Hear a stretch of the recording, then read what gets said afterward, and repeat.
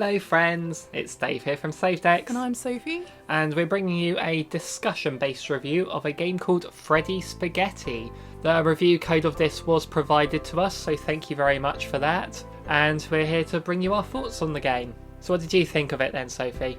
I like the idea of this game. I liked playing I Am Bread and Octodad, so the weird, awkward control games were quite fun and funny. I did like this game, but the only thing is that it was just super frustrating at times. If you like games like Octodad or I Am Bread or Snake Pass, that sort of thing, then this one you can get into.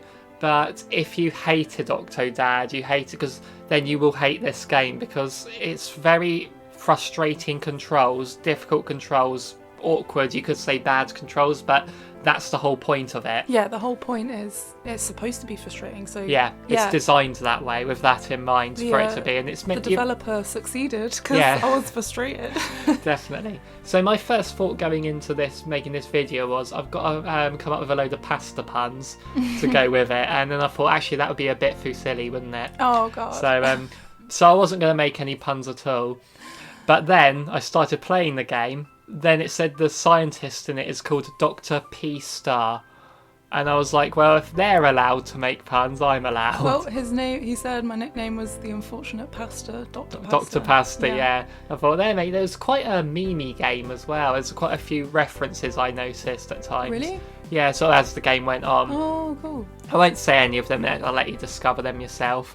But so yeah, I have completed this game and you haven't yet. You've gotten quite far into it though. Yes, I have, yeah. It's not a very long game. So yeah, so you start off with the narrative saying that the scientists created consciousness for a spaghetti strand. Yes. And you basically take control of the spaghetti. So you've got 5 worlds, 10 levels per world. Each world is themed. So the first world is your home. Then you've got the city, then you've got the future, then you've got the past, then you've got the cyber, which is very visually interesting, that one. And honestly, speaking of the puns, the past section is set in the Wild West, and at no point did they use the phrase spaghetti western. Oh god. Missed Why? opportunity. That Missed would be opportunity. So So basically, you control Freddy Spaghetti as he explores the world, using the left stick to steer him, sort of, and then you press the left and right triggers to charge up and make one end of him move. Yeah, I remember. And the longer you can do, the charged ones make him jump. Yeah, so if you charge it up, he'll go higher. Higher. It's kind of very difficult to get the hang of, like we said already. Yes, yeah. And honestly, the whole time I played it, I did not get the hang of it at all, the whole playthrough. I mean, I did get the running down at one point, and it was so good, and then you miss 1 second or whatever, and then you're back to bumbling along like a flat bit of spaghetti, which you are. That's the thing, though. You said you got the hang of it at one point, and then it went. That kept happening to me. I'd get in a rhythm of making it run fast, and suddenly I'd miss it by half a second, not even that, and then suddenly I stop. I feel like that's a reflection on us, though. I don't know, the game wasn't that long, so it wasn't really much time to get used to it. And some of the levels designs were not catered to the controls. Yeah. Say for example, Snake Pass, very difficult to control, you get the hang of it, but there's no time limits in that game. This one, there were certain levels where you had to be fast. Oh yes, I remember the knock and run. Yeah. Yeah. Annoyingly, for footage for this video, I did it first try. Oh, what? So I can't really explain it took how. Me ages. Yeah, I know it took you ages, but I did it first try, so I can't really show off how frustrating it is, because I'm not going to play badly on purpose.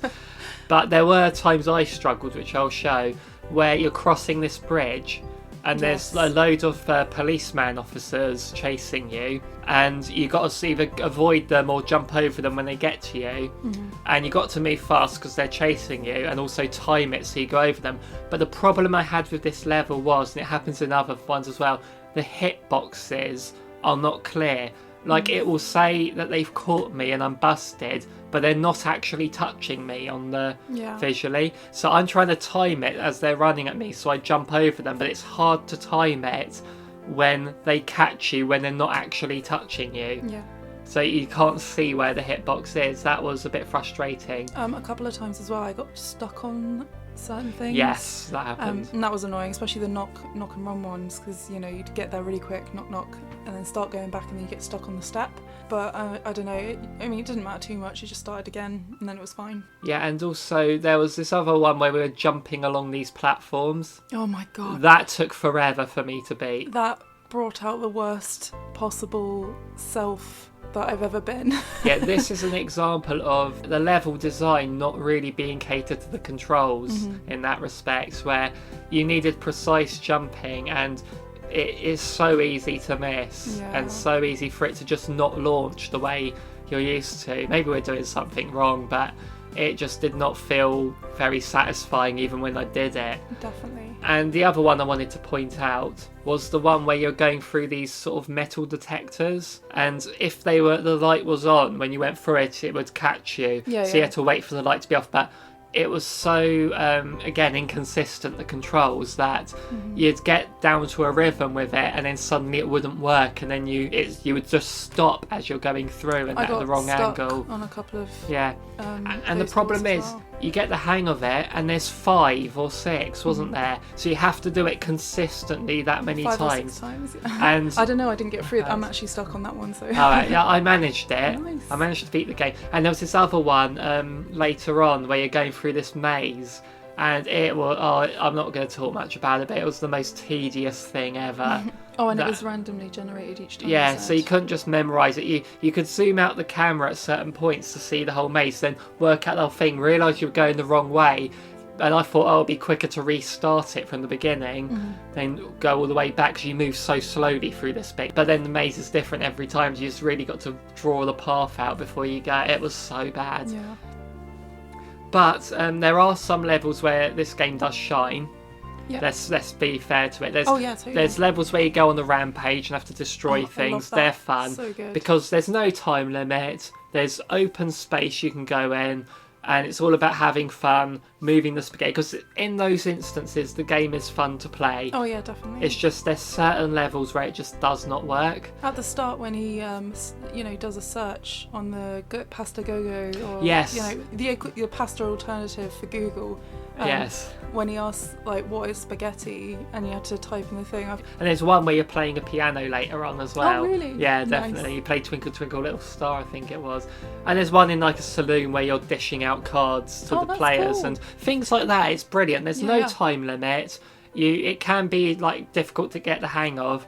And you've got open space, and it's just working out the awkward controls. That's where the awkward controls are fun. Yeah. But then when you get to these time-limited ones with the narrow things, I like the idea, but it needs to be precise. If they could have just replaced those timed ones with just something different, another more open, puzzly aspect, then the game would have been great.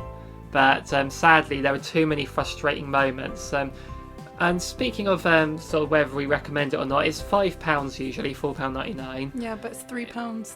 It's £3.49 at the minute. It's 30% off. For that price, you're paying for what you get. There are some fun levels in this. There are also some very frustrating ones, but straight up, if you didn't like Snake Pass because of the controls, if you didn't like Octodads because of the controls, if you didn't like I Am Bread because of the controls, then do not get this game. This is not for you. I would say that I Am Bread was super frustrating as well, so it's on par with it. If you don't like awkward controls, then it's not on point.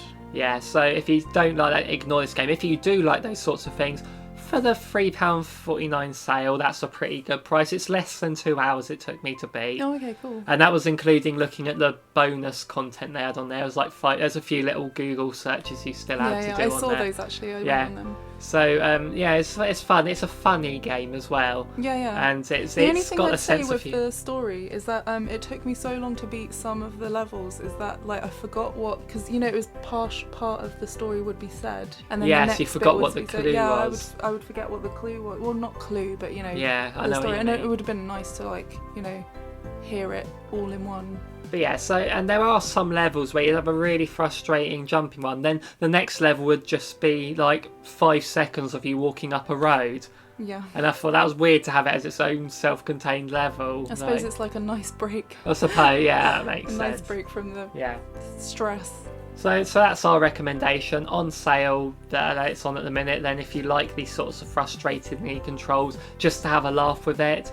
But I highly recommend using a Pro controller over Joy-Cons though, Yes, just I because the agree. triggers are better on the Pro controller. So all we can really say about this sort of game is don't knock it before you try it. So thank you so much for watching this video, everyone. Let us know in the comments down below what you think of this one, whether you like the look of it, whether you've tried it, whether you like these sorts of games. I mean, I think they're fun to play every now and then. Yeah, definitely. In parts. It's certainly a challenge. Definitely, yeah. And there's like sorry, we forgot to mention, there's like a timing element to it, so like getting a best time. Yeah, there is that too. So yeah, let us know what you think of this game anyway. Make sure you give us a like and hit that subscribe button if you don't want to miss more from us in the future. And again, thank you so much for watching. So see you in the next one. Bye guys.